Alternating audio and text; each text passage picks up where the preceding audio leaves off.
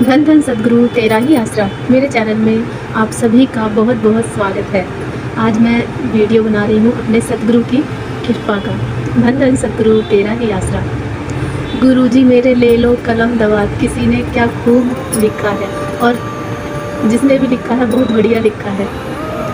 ये शब्द वही लिख सकता है जिस पर प्रभु परमात्मा की, उस मालिक की कृपा होती है।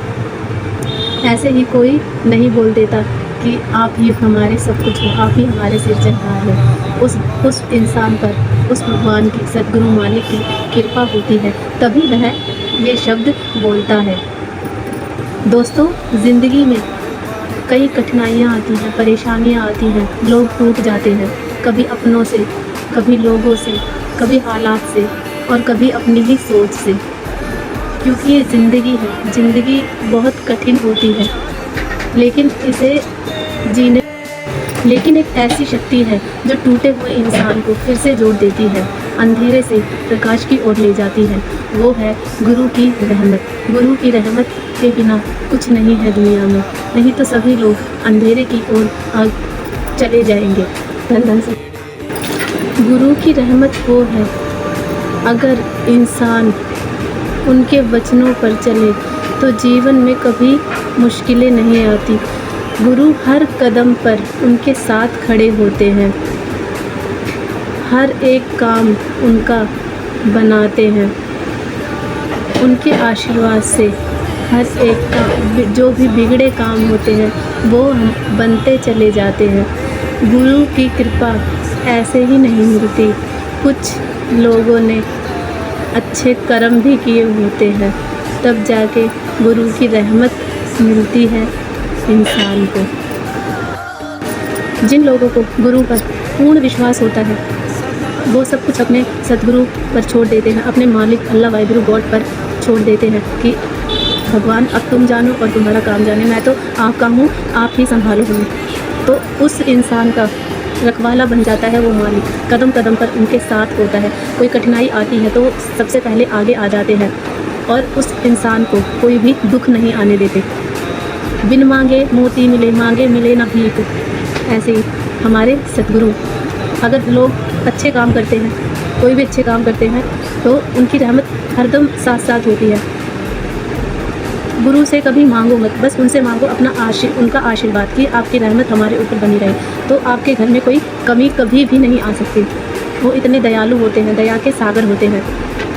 सद्गुरु की कृपा यूँ ही नहीं मिलती, कुछ इंसान ने अच्छे कर्म किए होते हैं। धन धन सद्गुरु तेरा ही आसरा। तो हम सबको अच्छे कर्म करने चाहिए, इंसानियत पर चलना चाहिए, किसी बेजुबान का, किसी का भी मांस नहीं खाना चाहिए। हमें हमारे सद्गुरु ने जो 3 वचन बताए हैं उन पर दृढ़ता से चलना चाहिए, तो हमारे सभी जो रुके हुए काम हैं, जो हमारी ज़िंदगी में परेशानियां हैं, वो सब दूर हो जाएंगी और हमारे काम बनते चले जाएंगे।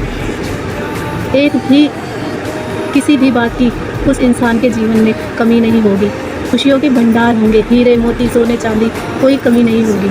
अगर भगवान से मांगना है, उसके सद्गुरु से मांगना है, तो उनका आशीर्वाद मांगो और उनको मांगो। अगर उनको मांग लिया तो सारी चीज़ वो एज इट इज़ उस भक्त को दे देते हैं। इसलिए भगवान से कभी ये मत मांगो मुझे ये दे दो, मुझे वो दे दो। उनसे मांगो उनका आशीर्वाद। अगर हम उनका आशीर्वाद मांगेंगे, उनका साथ मांगेंगे, तो वो कदम कदम पर हमारे जो कैसे भी दुख मुसीबत या पिछले जन्म के कर्म के अकॉर्डिंग हमें दुख भोगने हैं, वो हमारे आसपास भी नहीं भटकेंगे। और उनका आशीर्वाद का हाथ तो उस भक्त पर हमेशा बना रहता है, जो उन पर डिपेंड होता है, आश्रित रहता है। इसलिए अपने सद्गुरु के आशीर्वाद में रहो, उनके वचनों में रहो, जो उन्होंने वचन दिया है उन पर अमल कमाओ। सुनो और अमल कमाओ। अगर आपने सुन लिया और उन पर अमल नहीं किया तो फिर कैसे कृपा होगी। वो तो कृपा इतनी बरसाते हैं कि समुंदर के समुंदर भर जाए। झोली तो आपकी बहुत छोटी सी है, कुछ भी नहीं है। इसलिए उसकी कृपा पाना चाहते हो तो उनके वचनों पर अमल कमाना सीखो। 3 वचन मान लिए तो सब कुछ मान लिया समझो। 3 वचन क्या है? नशा नहीं करना, नंबर 2 मांस नहीं खाना और पवित्रता से जीवन व्यतीत करना है। नंबर 3 ब्रह्मचार्य का पालन करना है। मतलब पवित्रता से मतलब किसी भी स्त्री को बहन के रूप में, बेटी के रूप में मानना है।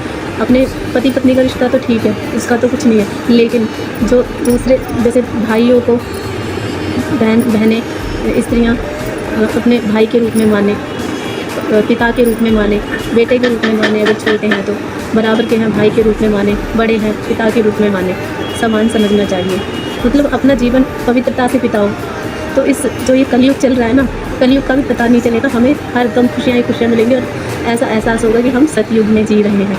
उस सतगुरु मालिक की ऐसी कृपा है, जो उस सतगुरु के वचनों पर चलता है उसके जीवन में कोई भी कमी नहीं आती। और ये 100% सच है जो हमारे जीवन मेरे जीवन में घटित हुआ है। मैं जो मेरे सतगुरु की कृपा हुई है मैं तो वो बता रही हूँ। धन धन सतगुरु तेरा ही आसरा। गुरु कभी गलत नहीं हो सकते, कभी भी गलत नहीं हो सकते, चाहे पूरी दुनिया इधर से उधर हो जाए, लेकिन गुरु कभी गलत नहीं हो सकते। ये कलयुग चल रहा है दोस्तों, तो कलयुग क्या चाहता है कि सच्चाई की कभी भी जीत ना हो, जो गलत लोग हैं उनकी जीत हो, बुराई की जीत हो, क्योंकि ये कलयुग का ज़माना है। अगर जो सतगुरु की कृपा में रहेगा तो कलयुग उन पर कभी भी हावी नहीं होगा, वो हावी होने ही नहीं देंगे। सतगुरु की कृपा ऐसी होती है, अगर हम मालिक के पास एक कदम बढ़ाएंगे तो हमारे पास तो हजारों करोड़ों कदम बढ़ते हुए चले आएंगे। जैसे नरसिंह भगत के सारे काम उनके कन्हैया ने सवार दिए थे, क्योंकि उन्होंने एक पर ही दृढ़ विश्वास किया था, अपने कन्हैया पर, सांवले पर। वो कहीं पर भी बैठते थे बस अपने कन्हैया के, सांवरे के बारे में गुणगान गाते रहते थे। झांझर शंख और अपने जो भी संत महात्मा है, दोस्त हैं, उनको सबको बिठाते थे और कीर्तन करते थे, बस उनके भजन में लगे रहते थे। उन्हें कुछ नहीं वो था होश कि मैं गरीब हूँ कि अमीर हूँ, कुछ नहीं। जब वो पैसे वाले थे तो उन्होंने खूब सबको दान दिया, अपनी तरफ से जो भी हो पाए गरीबों को हर तरीके से उन्होंने वो कर दिया, साथ दिया उनका। लेकिन लास्ट में उनका साथ किसी ने नहीं दिया। ये परीक्षा होती है, हर एक भक्त की परीक्षा होती है दोस्तों, इसलिए परीक्षा में कभी भी किसी को फेल नहीं होना, हमेशा सफल होना है। जो गुरु के प्यारे भक्त होते हैं, उस मालिक के प्यारे भक्त होते हैं ना, वो परीक्षा ज़रूर लेता है और उस परीक्षा में हमें फेल नहीं होना कभी भी। चाहे कोई भी हो, धन्ना भगत हो, प्रहलाद हो, सबकी परीक्षा ली है उस प्रभु ने, श्री कृष्ण ने, विष्णु ने, जो इस दुनिया के पालनहार हैं। हर युग में वो किसी न किसी रूप में आते हैं अपने भक्त का उद्धार करने के लिए, और परीक्षा भी साथ में लेकर आते हैं।